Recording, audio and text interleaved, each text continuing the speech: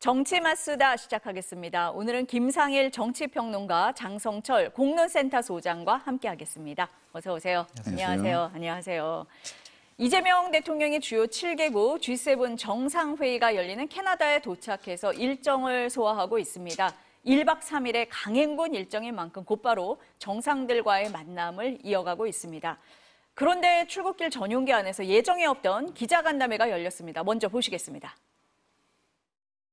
대한민국이 신속하게 정상화됐다는 것을 좀 보여주는 게 필요하다라는 의견도 있었고, 또 앞으로는 우리가 국제사회가 협력할 분야가 상당히 많은데 다른 국가에 비해서 더 불리한 상황에 처하지 않게 하는 건 중요한 과제일 것이고, 우리 기업인들도 뭐 다른 나라와 동일한 조건이라면 어차피 똑같은 경쟁인데 해볼 만하지 않냐 이런. 네, 먼저 기내 기자간담회가 재개된 점이 눈에 띕니다. 윤석열 전 대통령 때 없어졌거든요. 그렇죠. 네.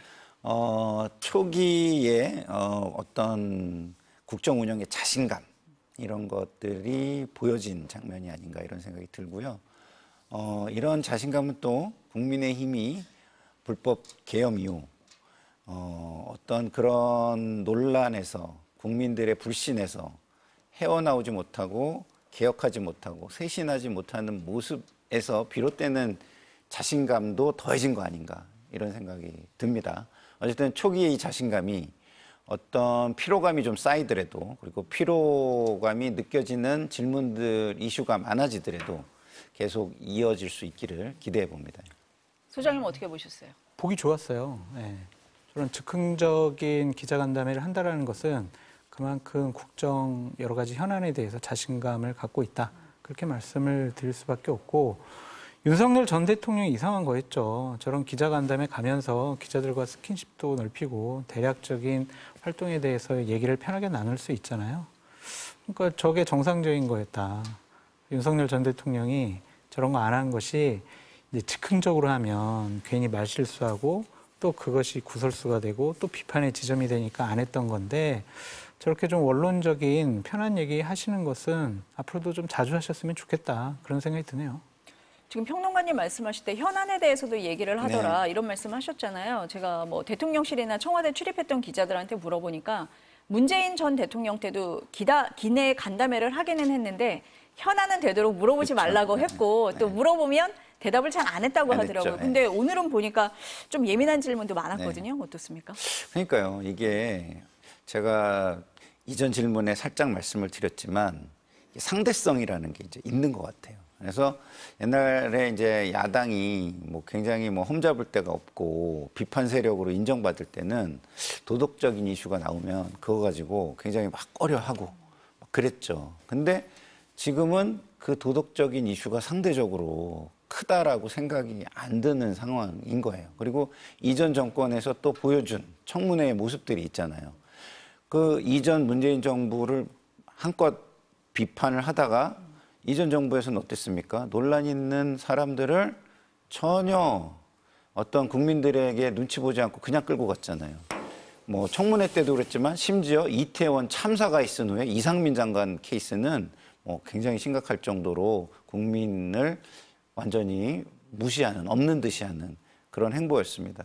그런데 그런 결과로 불법 계엄까지 했는데 지금의 국민의힘 모습은 전혀 그런 부분에 대해서 아량곳을 하지 않아요. 국민들은 굉장히 심각하게 생각하는데, 그렇기 때문에 상대적으로 이런 부분에 대해서는 옛날만큼의 꺼리낌이 좀 없어진 거 아닌가 그런 생각이 듭니다. 그렇지만 국민의 한 사람으로서는 앞으로의 인사는 지금 국정 초반이니까 어느 정도의 도덕성의 흠결이 있어도 국정을 이어나가야 되고 빨리 이 국가의 위기를 함께 극복해 가야 되고 이런 현안이 큰 이슈가 있기 때문에 그렇지만 도덕성도 무시할 수 없는 가치라는 측면에서 앞으로의 인사에서는 도덕성도 좀 많이 감안한 인사들을 해주시기를 국민의 한 사람으로서 기대합니다. 기자들이 뭐 물었던 질문을 지금 말씀을 하시는 것 같아요. 김민석 총리 후보자 얘기도 물어봤고, 뭐 출경 얘기도 물어보고, 민생회복지원금, 뭐 지금 쟁점이 되는 얘기들이잖아요. 이런 걸 물어봤는데 좀 거리낌 없이 대답을 했다. 이런 느낌은 들었거든요. 자신감의 표현이라고 좀 보여지고요. 네. 명확하게 어떻게 해야 되겠다라는 목표 의식이 있으신 것 같아요. 현안 파악도 잘 돼 있다라고 볼 수밖에 없는 거죠. 그래서 저러한 얘기들에 대해서 피하는 것보다는 국민들한테 진솔하게 말씀을 드리고 그거에 대한 또 평가나 여론도 들어보고 그것이 뭐 민주주의 국가 아니겠어요? 그래서 자주 저런 얘기 가감없이 하셨으면 좋겠어요. 근데 저렇게 이제 편하게 하다 보면 실수가 좀 나올 수 있고 그러다 보면은 아이고 이제 이런 거 하지 말자 또 이럴 수가 있거든요. 그런 것들을 적절하게 잘 선을 타서 잘 하시면 좋을 것 같습니다. G7 이제 정상회의에 가서 국민들이 좀 가장 관심을 가졌던 게 한미 정상회담이잖아요. 그런데 앞서서 저희가 보도도 했지만 트럼프 대통령이 이스라엘 이란 전쟁을 이유로 일정을 줄이고 이제 조기 귀국을 하는 상황이 돼서 한미 정상회담은 못 이루어질 것 같습니다. 네. 예. 아쉽게 봐야 됩니까? 어떻게 보세요? 이미 발표했죠. 예, 위성락 안보실장인가요? 예, 발표를 이미 했는데 당연히 아쉬운 거고요. 물론 이번 한미 정상회담의 큰 목표 그리고 큰 기대는 뭐 할 만한 그런 회담은 아니었습니다. 그 이유는 뭐냐면 이재명 정권이 들어선 지 얼마 되지 않았고 그 의제를 실무적으로 많이 조율해 놓거나 합의를 해 놓은 것이 없기 때문에 그 개인적인 친분을 쌓고 신뢰를 쌓는 차원의 정상회담이었다라는 측면에서 보면은 그렇게 크게 뭐 손실을 볼 것이나 아니면 크게 기대할 만한 것이나 이런 것은 없었다고 보는데 그럼에도 불구하고 한 번이라도 더 만나서 굉장히 중요한 이슈니까 한 번이라도 더 어떤 의중을 파악하고 거기에 대한 전략을 세울 수 있고 뭐 이러면은 더 좋았을 것이다라는 부분에서 상당히 아쉬운 점이 있습니다.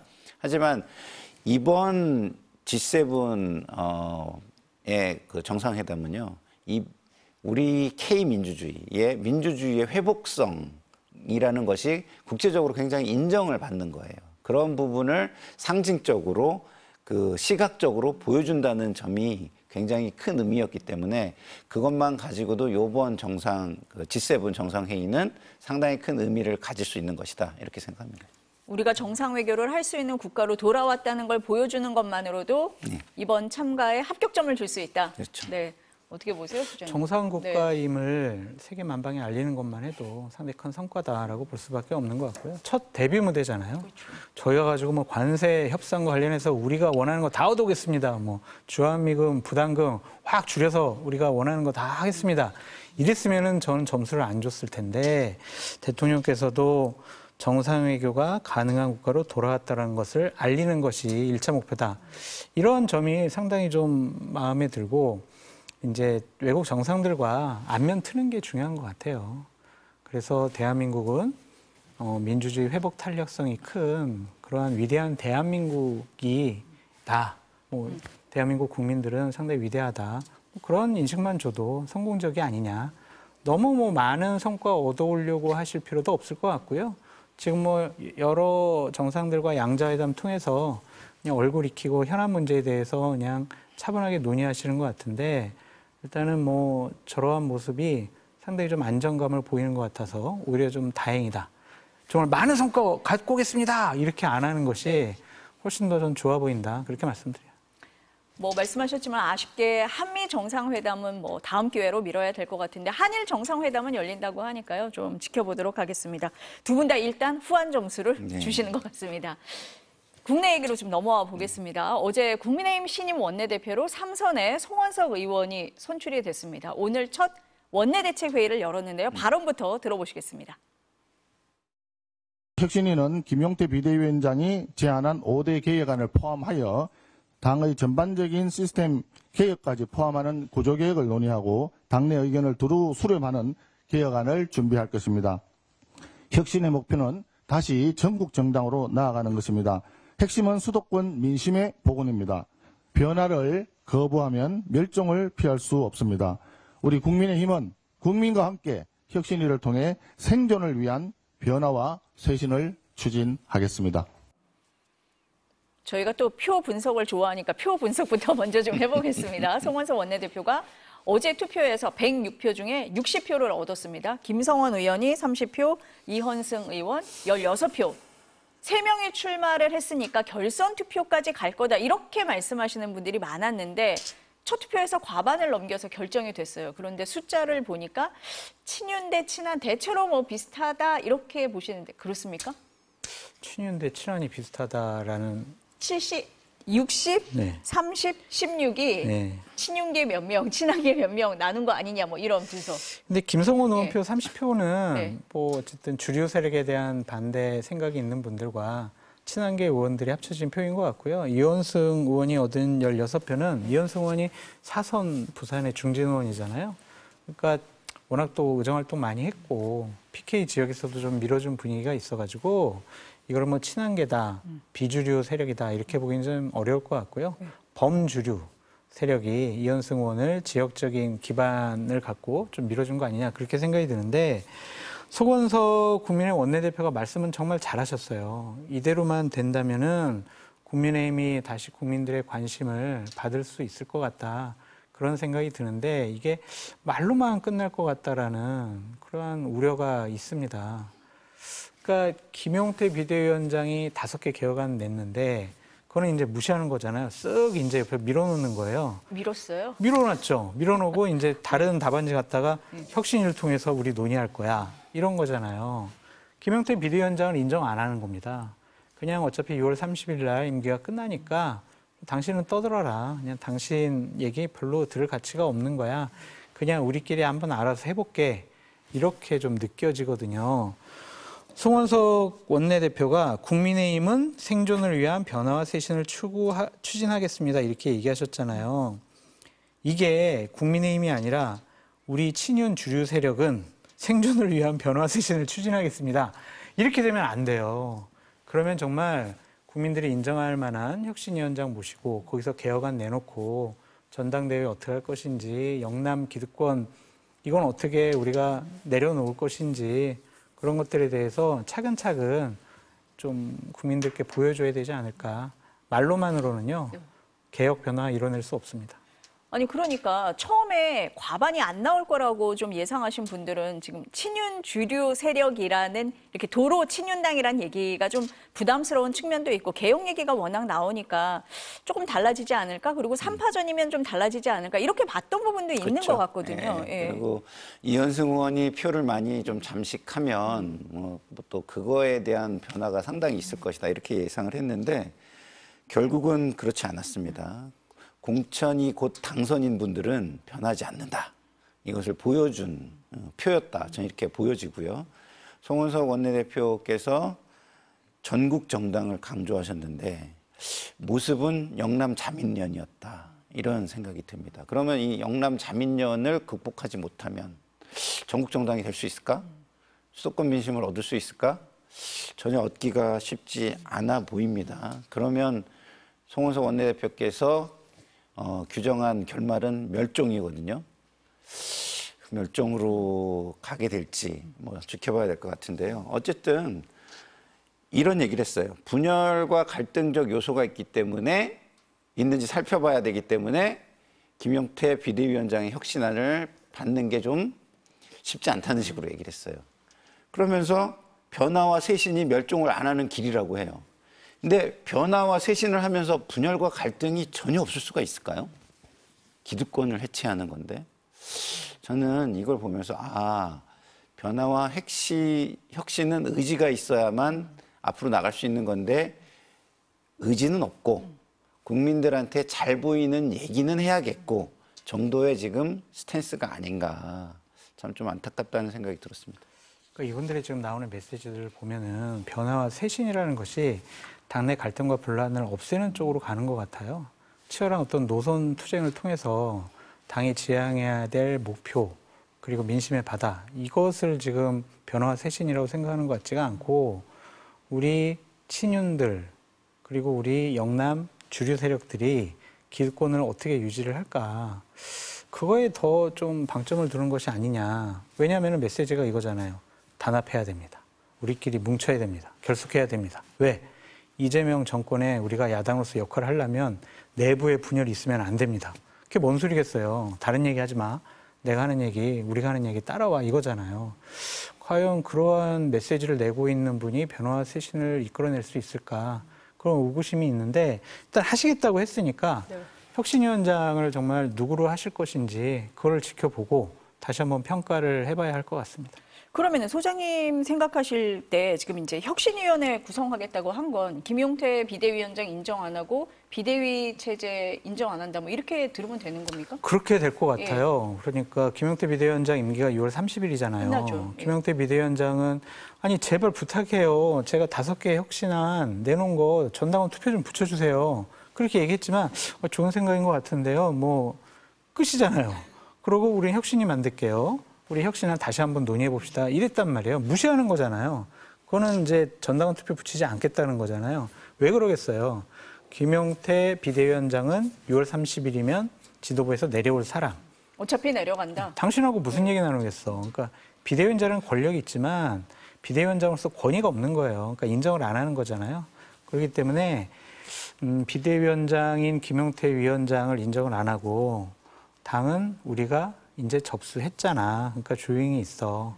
그렇게 좀 읽혀져요. 그래서 과연 김용태 비대위원장이 내세운 5개 혁신안이 많은 국민들과 당의 개혁적인 분들에게 옳은 방향이야 라고 평가를 받지만 그거를 논외로 하고 혁신이 만들겠다라는 것은 과연 개혁, 쇄신, 혁신할 의지가 있는 것이냐.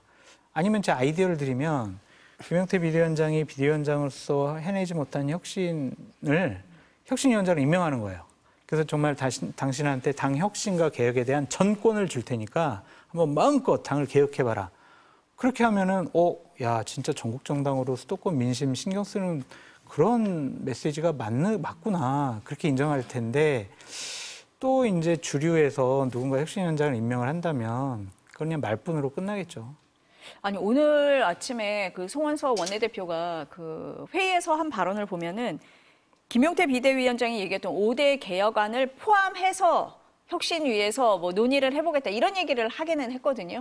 근데 좀 애매모호하기는 합니다. 어떻게 들으셨어요? 그러니까 이제 그 김용태 비대위원장의 혁신안이 좋은 안이면 그걸 살려갈 방안을 해야죠. 근데 이거를 어떻게 하면 그 갈등과 분열 없이 사그라들게 할 것인가 이런 아이디어로 혁신위를 내세우는 것 같으니까. 그리고 이게 메신저라는 게 굉장히 중요하잖아요.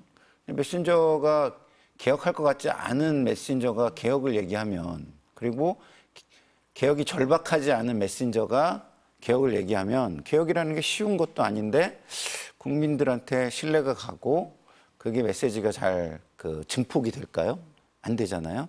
일단은 제가 개인적으로는 상당히 친하지만 송원석 원내대표가 되셨다는 것 자체가 메신저로서는 개혁의 메신저는 아니다.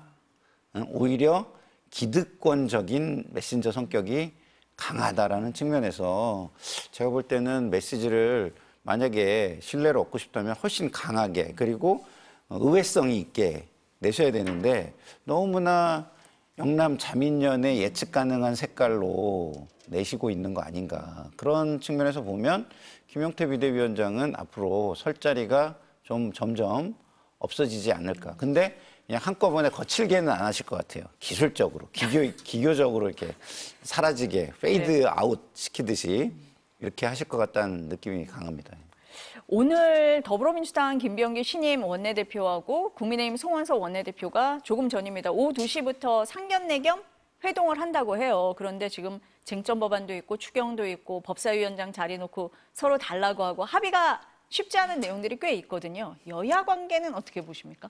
좋지 않을 것 같아요. 좋지 않아요. 네, 대화 타협, 네. 협상, 네. 조정 이거를 보기가 쉽지 않아 보인다라는 좀 생각이 듭니다. 그러니까 두 분 원내대표의 스타일도 그런 것 같아요. 이분들이 뭐 정치력이 있고 친화력이 있어가지고 대화하고 소통하는 것을 본인들의 정치적인 신념으로 삼았다라는 그러한 의정 활동을 죄송하지만 솔직히 좀 보지 못한 것 같습니다. 그래서 집권 초기이기 때문에 김병기 원내대표는 꼭 해야 될 여러 가지 추경, 예산안, 뭐 각종 법률 이런 것도 있을 거 아니에요. 그거는 야당의 협조가 없어도 우리가 압도적인 다수의 힘을 갖고 있기 때문에 국회에서 각종 법률안, 추경안 다 통과시킬 수 있어. 대화 안 해도 돼. 이런 마음이 기본적으로 있을 거란 말이에요. 그리고 지금 집권 초기니까 우리가 하고 싶은 대로 해야지. 그게 주권자들의 명령 아니야? 이런 생각도 갖고 있을 거고. 또한 이제 국민의힘 같은 경우에는 자신들의 존재감을 드러내기 위해서는 어쨌든 반대해야 됩니다. 그게 야당의 역할이라고 생각을 하겠죠. 추경 안 돼, 깎어, 뭐 이럴 거고 여러 가지 법안들 안 돼, 이럴 거란 말이에요. 된다라고 하면은 야당으로서 역할을 포기하는 거라고 생각을 할 거기 때문에 기본적으로 대화 협상 이것은 좀 불가능해 보이고요. 또 변수가 있잖아요. 내란 특검법 통과됐잖아요. 그럼 이제 7월 초부터는 특검이 활동하기 시작할 거예요. 그러면 뭐 거의 매일매일 김건희 씨가 뭐 했네, 윤석열 전 대통령 뭐 했네, 이제 매일 보도 나올 거 아니에요. 국민의힘 의원이 뭐 내란에 동조했네, 안 했네. 그런 과정 중에서 어떻게 대화 협치가 있을 수 있겠어요. 그래서 활동할 수 있는 그러한 공간이 상당히 적어질 것 같아요. 그래서 대단히 부정적으로 보여지고 윤석열 정권 시절만큼 여야 간의 대화가 쉽지 않겠다. 그런 생각이 듭니다. 오늘 첫 회동인데 박하게 평가를 하시네요. 어떻습니까? 저는 두 분이 활동한 공간이 그래서 더 많고 오히려. 그리고 개인적으로는 스타일도 꽤 맞는다 이렇게 생각해요. 문제는 뭐냐? 지금의 우리의 정치가 팬덤에 사로잡힌 정치잖아요. 강성 지지층을 이길 수가 없는 정치잖아요. 거기에 눈치를 봐야지 개인적인 소신이나 개인적인 정치적인 양심을 가지고 정치하기 어려운 그런 시대를 지금 지나가고 있잖아요. 그런 측면에서 볼 때 이분들이 다른 차원에서 지금 장 소장님이 얘기하신 부분과는 조금 다른 차원에서 어떤 개인적인 철학과 소신을 힘있게 보여준 적이 없는 분들 아닌가.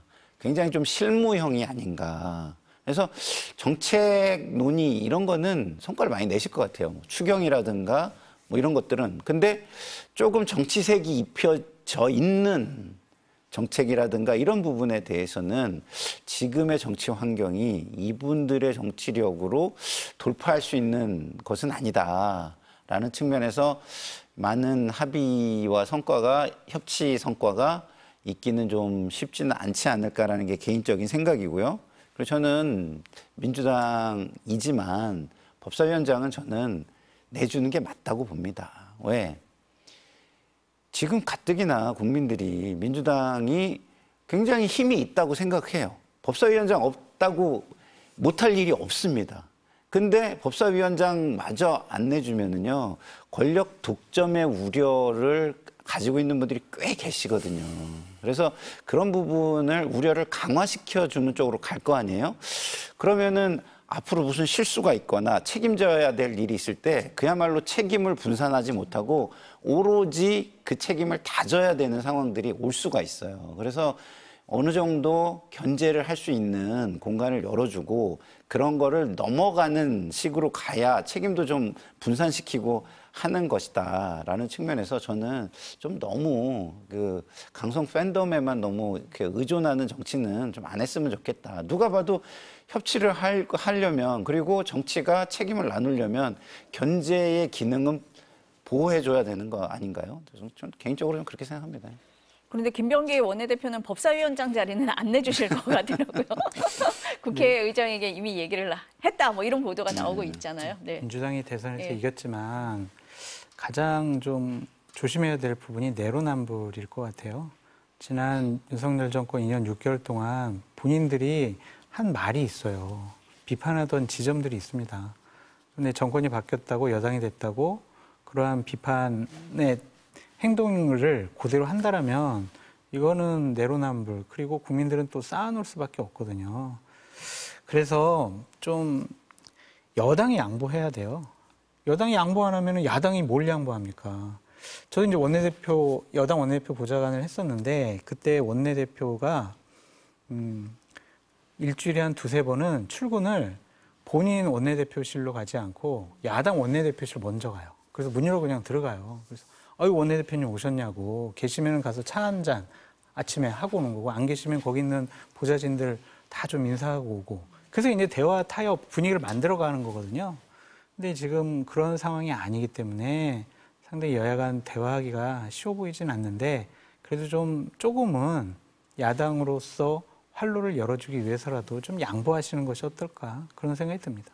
저희 야당을 위해서가 아니라 저는 여당을 위해서라고 생각해요. 아까도 제가 말씀드렸지만 일정 부분 그런 게 없으면은 책임의 분산이 나중에 안 되거든요. 우리가 국회에서 예산 통과할 때 정부가 법대로만 가면 자기 마음대로 예산 통과시키게 돼 있는 구조거든요. 근데도 여야 합의를 꼭 하려고 하는 이유가 뭐냐면 나중에 그게 예산이 집행되고 난 다음에 책임을 져야 될 시기가 와요. 모든 일에는 책임을 져야 될 시기가 옵니다. 그때 책임을 분산시키려면 여야가 같이 했다라는 명분이 꼭 필요한 거거든요. 그래서 저는 이게 정책의 지고지선한 정책이었고 정치의 방향성도 변증법적으로 세상을 뭐 어느 정도 보는 분이 있다면 지고지선한 방향이라는 건 없다라고 저는 보거든요. 그런 측면에서 볼 때 그리고 지금 의석수로 보나 근데 국회의장의 직권 상정 권한으로 보나 법사위원장 없다고 못할 일은 저는 또 제 경험상으로는 없다고 봐요. 하려면 다 할 수 다 있는 할 수 구조다 있는 지금. 구조입니다. 네, 그렇기 네. 때문에 그 정도 양보를 해주는 것이 중도층 국민들을 함께 가자고 이야기할 수 있는 굉장히 좋은 제스처다 이런 생각이 들어요. 저희가 정치 실종됐다 이 얘기를 굉장히 많이 했었잖아요. 두 분 다 정치가 복원돼야 된다, 협치가 필요하다 이런 말씀을 하시는 것 같습니다. 앞서서 소장님이 김건희 여사 말씀을 하셨는데요. 김건희 여사가 어제 서울 아산병원에 입원했다 이런 보도가 나왔습니다. 평소 앓고 있던 지병 때문에 입원을 했고 위중한 수준은 아니다 이렇게 전해졌습니다. 그런데 시점이 참 공교롭습니다. 이 특검 수사를 앞두고 있거든요. 어떻게 보십니까? 먼저 이제 어떤 병이냐, 뭐 진단을 처음 병원에 갔더니 좀 우울증이 심하다. 그래서 치료받고 나왔는데 좀 더 심해져가지고 다시 병원에 갔더니 입원하라고 그랬다. 그래서 이제 입원한 걸로 나오잖아요. 나는 조사받기 싫어. 그래서 나 병원에 입원할래. 그것까지는 아닌 것 같고요. 앞으로 정말 내가 특검 통과됐네. 16가지 혐의로 내 특검이 통과됐는데 나는 몇 번이나 검찰이나 특검에 나가서 조사받아야 될까? 그런 생각만 해도 엄청나게 스트레스 많이 받고 우울증에 걸릴 거예요. 그게 이제 피의자나 참고인의 인권 부분이긴 한데 그럼 권력을 갖고 있을 때 잘했어야죠. 권력을 갖고 있을 때 참 야당도 무시하고 조사받는 것도 무시하고 그냥 본인에게 가해진 여러 가지 혐의, 의혹 이런 거 다 그냥 덮어버렸잖아요. 검찰은 무혐의 주는 변호사 집단으로 변질이 됐고 그런 거에 대한 업보가 아니냐 좀 그런 생각이 드는데 저는 다른 지점에서 좀 화가 나더라고요. 그러니까 윤석열 정권이 의료 대란을 불러일으켰잖아요. 근데 저분들은 이제 병원에 언제든지 입원할 수 있는 그런 특혜가 있다라는 게 저는 너무 좀 화가 났어요. 많은 분들 병원에 입원하려면요 응급실에서 대기도 해야 되고 정말 위험한 병이라고 하더라도 병실 찾아가지고 이 병원 저 병원 연락한단 말이에요. 의료 체계를 다 붕괴시켜 놓고 자신들은 아프거나 치료받을 때 언제든지 병원 가서 치료도 받고 입원도 자유롭게 할 수 있단 말이에요. 이 부분이 너무 화가 나는 거예요. 그래서 김건희 씨 같은 경우에는 이제 여러 가지 지병이 있다고 하지만 조사 제대로 받으시라. 그것이 국민들에게 속죄하는 빠른 길이다. 모르겠어요. 조사해가지고 의혹이 증명이 될지 정말 지은 죄가 있는지 법률을 위반했는지 그건 잘 모르겠습니다. 그건 이제 특검에서 해야 될 일이겠죠. 하지만 조사조차 회피하면은 국민적인 지탄과 손가락질은 더 심해질 것이다. 그런 생각이 듭니다. 검찰에서 조사받으러 나오라고 했을 때도 건강 문제를 이유로 됐었거든요. 어떻습니까?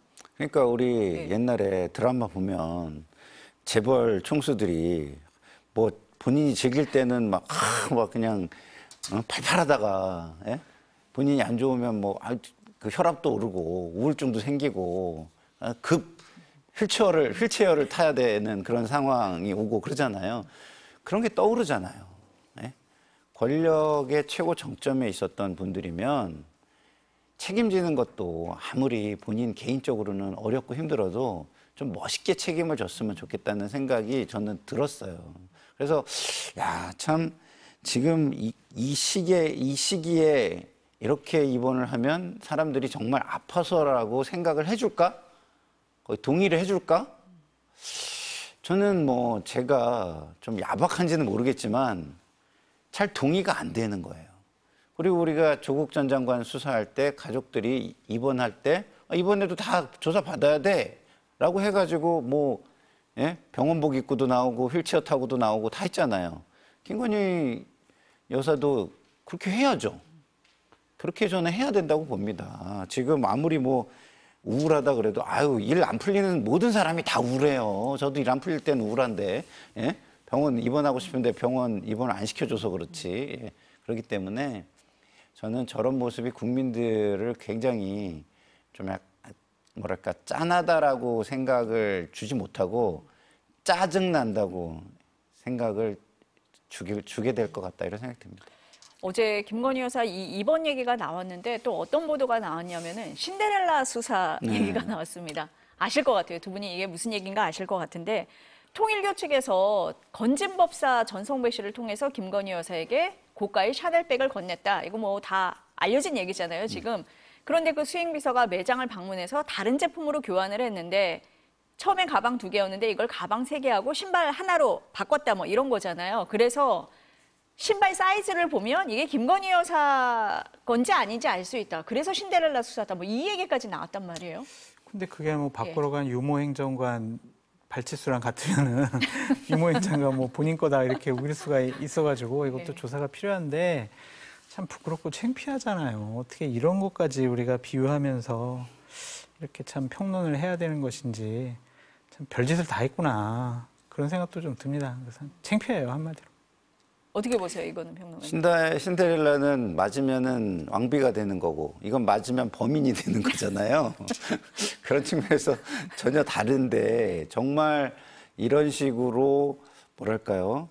비유가 되는 반대되는 비유에 의해서 이렇게 되는 이런 상황이 저는 참 안타깝다는 생각이 들고요.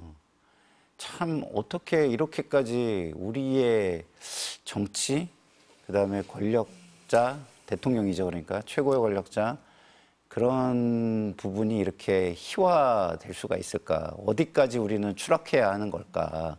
이런 생각이 좀 들었어요. 좀 계엄할 때 뭐 남자가 뭐 계엄 한번 해보는 게 뭐 이런 얘기도 나왔잖아요. 예? 근데 그런 얘기가 나올 정도면 좀 멋있게 책임을 져야죠.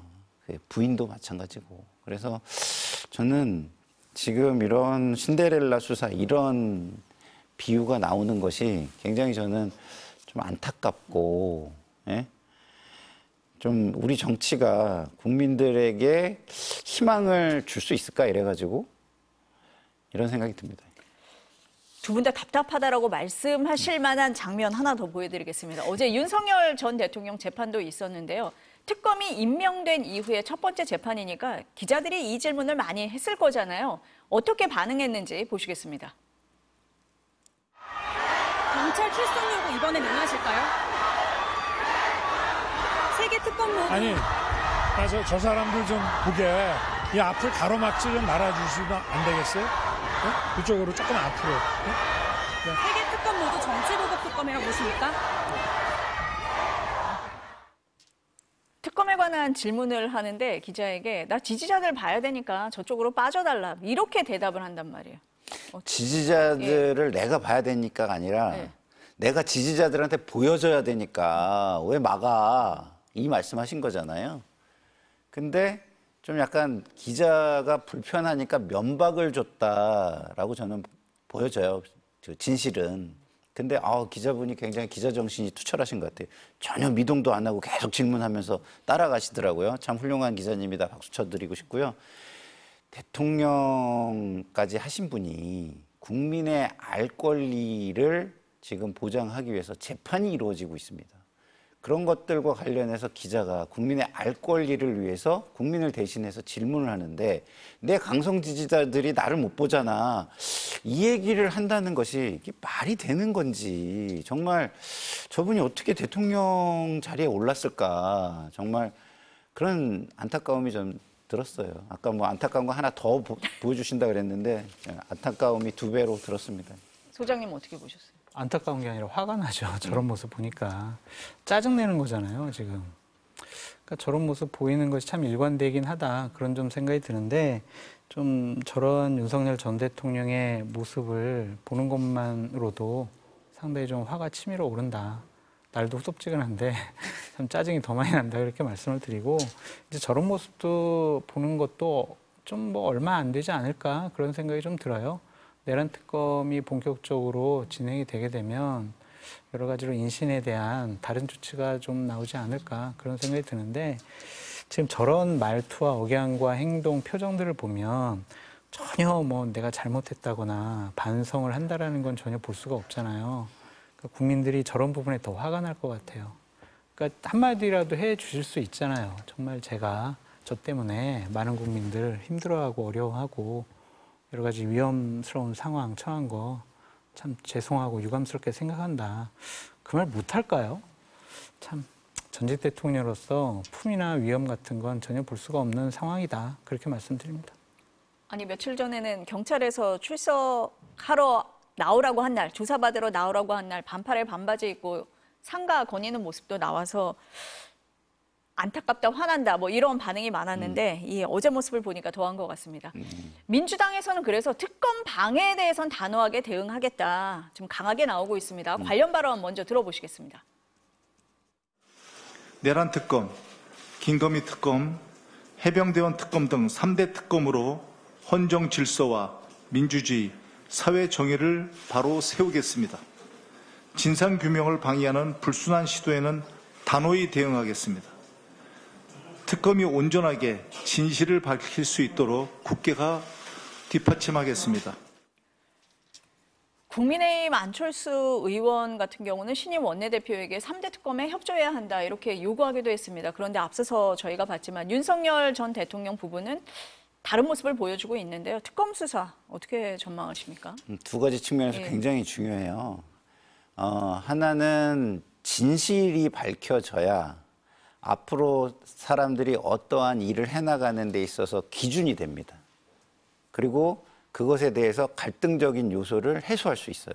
이게 진실이니까 맞지 않냐라고 얘기할 수 있어요. 근데 논란을 남겨놓으면요, 그 갈등이 증폭이 돼요. 계속 이어지고. 그래서 앞으로 우리가 국민 통합, 화합으로 가려면 진실을 밝혀서 사회 질서를 세우고 그 질서의 기준, 그다음에 질서를 판단하는 기준을 세우는 게 굉장히 중요하다라는 차원에서 이 세 가지 특검은 굉장히 중요하고요. 두 번째는 윤석열 정권이 몰락하게 된 세 가지 결정적인 장면이 여기 다 들어가 있습니다. 언제입니까? 총선 때 최혜병 특검과 관련해가지고 막 거부하다가 그 중심 인물을 호주 대사로 임명하면서 무너지잖아요.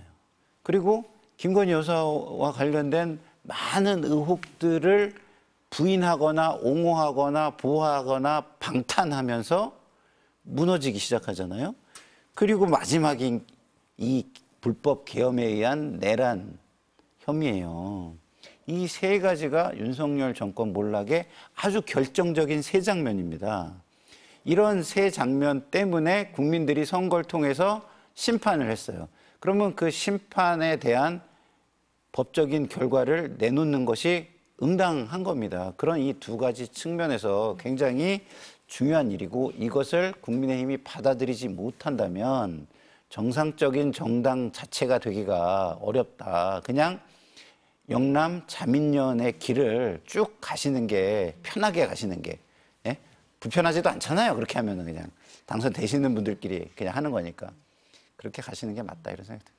특검은 어떻게 보세요? 윤석열 전 대통령 부부 같은 경우엔 피의자이기 때문에 특검 당연히 조사를 받고 출석받고 그래야 될 거예요. 그러한 모습 보이는 것과 국민의힘 같은 경우에는 당론으로 국회에서 반대를 했기 때문에 기본적으로 협조를 한다거나 특검 열심히 해가지고 역사의 진실을 밝혀주세요. 이렇게 응원할 수는 없을 거예요. 근데 만약 윤석열 전 대통령을 지키는 듯한 그리고 야당 탄압이라는 프레임으로 좀 빠져나가려고 한다 그러면 이거는 국민들에게 또 버림받는 중요한 계기가 되지 않을까 좀 그런 생각이 듭니다. 방금 전에 윤석열 대통령 보셨잖아요.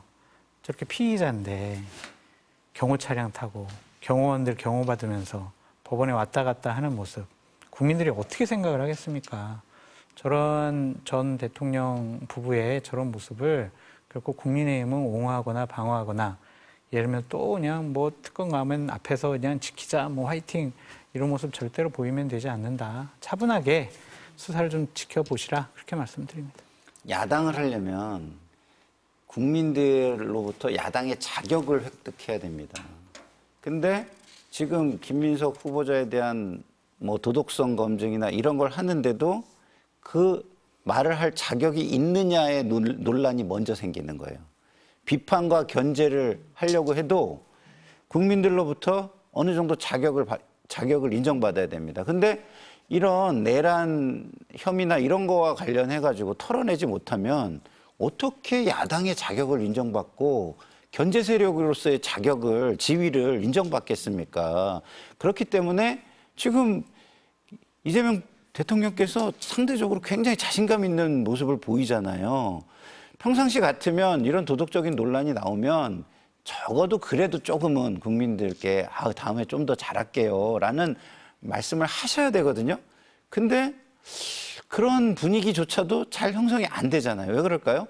야당 자격도 없는 야당인 상황이기 때문에 그렇다 이런 생각이 듭니다. 안철수 의원이 그런 얘기를 하셨더라고요. 우리가 이 문제를 털고 가야 국민들 앞에 떳떳할 수 있다. 그렇죠. 이런 얘기를 했는데 같은 생각이신 것 같습니다. 지금 김민석 총리 후보자 말씀을 하시니까 여야가 오늘 만났어요. 인사청문회 일정 증인 신청 얘기를 했는데 오전 회의에서 합의를 못했습니다. 그래서 오후 4시에 다시 만나기로 했는데 야당에서는 이틀 갖고는 안 된다. 사흘 하자. 이렇게 얘기를 하고 있어요. 어떻습니까? 저는 뭐 여당에서 혹은 김민석 후보자가 피할 이유가 없다고 생각이 듭니다. 지금 정치자금과 관련된 여러 가지 의혹을 문제제기 받고 있잖아요. 그에 대해서 해명을 하고 또한 본인이 이제 총리 후보자로서, 총리로서 어떤 식견과 국정 운영에 대한 목표와 가치관과 철학이 있다라는 거를 뭐 이틀이고 사흘이고 설명해 드리면 되지 않을까 좀 그런 생각이 듭니다.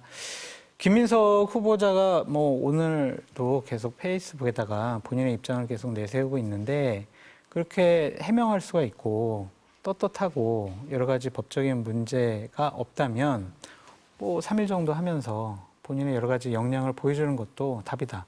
만약 저거를 야당이 이틀 하자고 그러는 3일 하자고 그러는데 이틀만 하면은 거봐 뭔가 불리한 게 있으니까 감추려고 하니까 저렇게 그냥 안 하려고 하는 거지. 이런 비판받기 쉽거든요. 그래서 정면 돌파하시는 게 어떠냐 그런 생각도 듭니다. 충분히 해명을 하는 게 낫지 않냐 이런 입장이신 것 같습니다. 어떻습니까? 아무래도 불편하겠죠. 그렇지만 제가 민주당이 한덕수 총리나 이진숙 후보자 청문회 때 기간을 늘릴 때 방송에 나와서 한 얘기가 있습니다. 공직자의 검증은 철저해야 되기 때문에 동의한다. 대신에 이것을 우리가 야당으로서 좀 의석이 많기 때문에 전례에 비추어 새로운 전례를 만드는 거니까 나중에 여당이 돼서 야당이 제기하면 그걸 받아들일 수 있어야 한다라고 제가 방송에서 여러 번 얘기했어요. 근데 이것이 힘이 있다고 못 받아들이겠다라고 얘기하는 것은 저는 맞지 않다라는 생각이 들고요. 우리가 만들어 놓은 전례다. 그렇기 때문에 그 정도의 책임감은 받아들일 책임감은 있어야 된다. 이런 생각이 듭니다. 예견을 하신 거네요. 네. 네. 어쨌든 뭐 설명을 하면 충분히 해명이 될 거다라는 게 민주당의 입장인 것 같으니까 인사청문회도 좀 지켜보도록 하겠습니다. 근데 지금까지 네. 해명을 하는 걸 보면 좀 의혹들이 좀 많은 것 같고 제대로 된 해명보다는 김민석 후보자가 감정적인 해명을 해요. 그러니까 돈 문제와 관련해서 나는 교훈으로 삼고 있어요. 그리고 뭐 여러 가지 저는 상당히 좀 돈 문제와 관련해서는 결벽증이 있어요. 저를 도와주신 분들을 저와 고통을 나눈 분들인데 그분들한테 미안해요. 나 교회 헌금 2억 낸 거에 대해서는 제가 그동안 정말 살기 어려웠는데 하나님 의지하면서 살아서 교회 헌금 2억 냈는데 그게 뭐가 문제예요? 이런 식으로 접근하거든요. 그건 지금 저희들은 그걸 물어보는 게 아니거든요. 2020년부터 쓴 비용은 10억이 넘는데 수입은 5억밖에 안 돼요. 그럼 그 5억은 어디서 났느냐? 그걸 해명하면 되는데 그거는 정확하게 해명 안 하시고 나중에 청문회 때 해명할게요. 정말 저는 다 떳떳해요. 이러한 접근 방법이 과연 본인이 생각하는 진실에 접근하는 데 도움이 될 것이냐, 국민적인 의혹을 해소하는 데 도움이 될 것이냐, 그런 의구심은 좀 갖고 있습니다. 근데 이런 겁니다. 지금까지 그러면은 윤석열 정권이나 이전 정권에서 이런 모습이 없었느냐? 그렇지 않죠. 계속해서 이런 의혹이 있었고 부족한 해명이 있어 왔어요. 그래서 시대가 흘러감으로써 공직자의 도덕성 기준이 높아져 왔었어요. 그죠? 근데 어느 순간에부턴가 정권에서 무슨 얘기를 하냐면 아유, 그런 도덕성 따지면 사람이 없어요. 고를 수가 없어요. 내세울 수가 없어요. 아무도 안 하려고 그래요. 사람 찾을 수가 없어요. 그렇게 얘기 시작했잖아요. 그래서 저는 바라건대 도덕성도 공직자의 굉장히 중요한 검증의 잣대가 됐으면 좋겠지만 지금 상황에서 야당에서 결정적인 한 방으로 그 불법에 대한 입증을 해내지 못하면 이 청문회는 그냥 그 어느 정도 국민에게 그런 것들을 잘 우리가 검증을 시도했다 정도로 하고 이제 초대 내각입니다. 초대 총리, 내각 총리를 낙마시켜가지고 이 국정이 얼마나 혼란해지겠어요. 그래서 그 정도의 입증 책임을 다 할 수 없다면 어느 정도 본인들이 그 국민들에게 앞으로 밝은 사회, 더 나은 사회를 위해서 노력하는 정도로 하고 받아주는 것이 맞겠다 이런 생각이 듭니다. 저게 내로남불이에요. 내로남불 정권 소리 들으면은 이게 지금 국민의힘이 하는 모습이 내로남불이라는 얘기를 제가 하는 거예요. 그게 쌓이게 되면은 좋지 않아요. 이재명 정권 처음 출범할 때 많은 국민들 박수 치고 지금 기대 많잖아요. 근데 김민석 후보자의 저러한 과거에 돈 문제 때문에 여러 가지 뭐 지적받고 흠이 되고 이러는 것이 과연 좋을 것이냐. 국회에서 압도적인 의석을 갖고 있기 때문에 야당이 찬성을 하지 않아도 분명히 그냥 총리 되실 거예요. 그래도 여러 가지 상처는 좀 남지 않을까. 그래서 청문회 때 명확하게 정말 정확하게 해명을 하시기 바란다라고 말씀드립니다. 두 분 말씀을 들어보니까 오전에 합의가 안 된 이유를 알겠습니다. 오후 4시에 다시 만난다고 하니까요. 결과 좀 지켜보도록 하겠습니다. 오늘 두 분 말씀은 여기까지 듣겠습니다. 감사합니다.